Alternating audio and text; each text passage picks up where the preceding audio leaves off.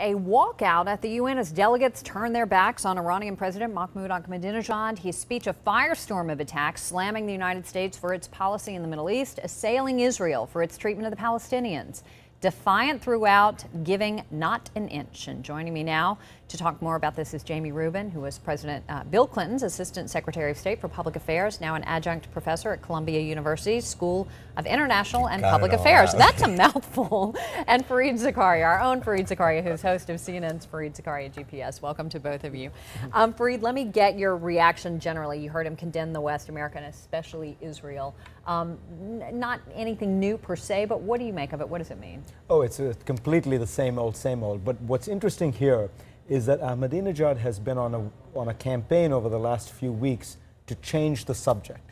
His great fear was that he would come to New York and the subject would be the Iranian regime and his massive repression of the democracy movement in Iran, of street protests, all the allegations being made by Iranians about what is happening in Iran, rape, torture, abuse, etc. So what he wanted to do was to talk about anything but that. And so he fell back on the familiar themes. He hadn't talked about the Holocaust for 2 years. He mentioned it last week. The usual anti-Israeli rants.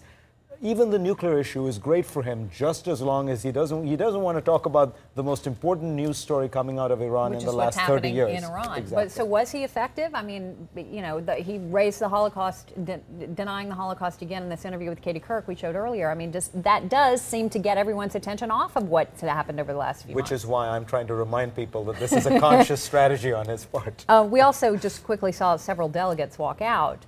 Quite a repudiation, but I mean, were you surprised, I guess? Was it more forceful in terms of sort of the response to him or sending him a message? It was actually, yeah. I was surprised that there were more than you would have expected. And I think that, you know, at this point it is very difficult to take Ahmadinejad seriously in the sense of being anything other than a spokesman for what has become a pretty brutal military dictatorship. Even the theocratic facade of this regime has been stripped away. It is very clearly a regime run by the Revolutionary Guards, and this guy is, you know, perhaps even just a mouthpiece. Jamie, from the U.S. perspective, so much, and from Israel's perspective, for that matter, this is all really about the nuclear issue. Just explain to us where things stand now. You know, a conversation that is pretty much not taking place anytime soon. What happens? Well, it will begin to be taking place when the Iranians sit down with the European countries, the Russians, and the United States over the coming weeks and months. And I think there are some clocks ticking, and this situation is getting more and more troublesome. The United States has made clear that it's going to try to crack down on the Iranian regime through additional sanctions. Perhaps the Russians said in the last 24 hours that they might be open to that.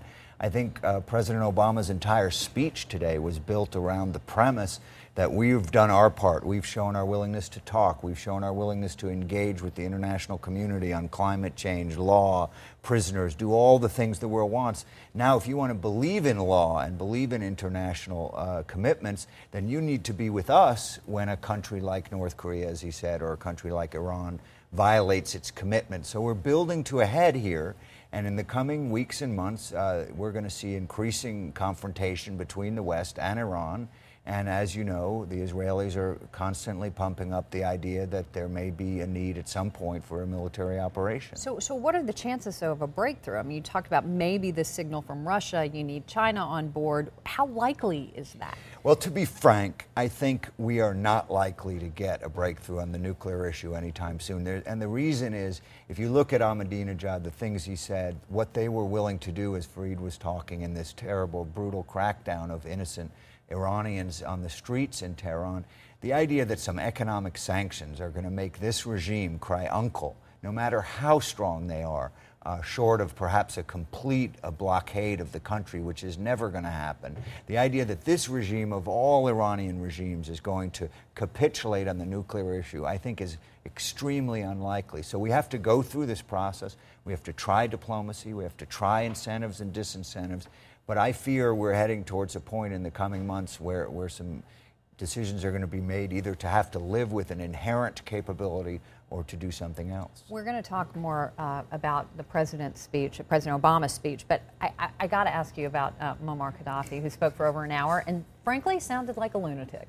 What was that about? Well, people who have heard Colonel Gadhafi in other forms over the years have already been exposed to Gadhafi's rather strange both style and substance. Jamie and I were talking, I think this is his first address to the UN General Assembly.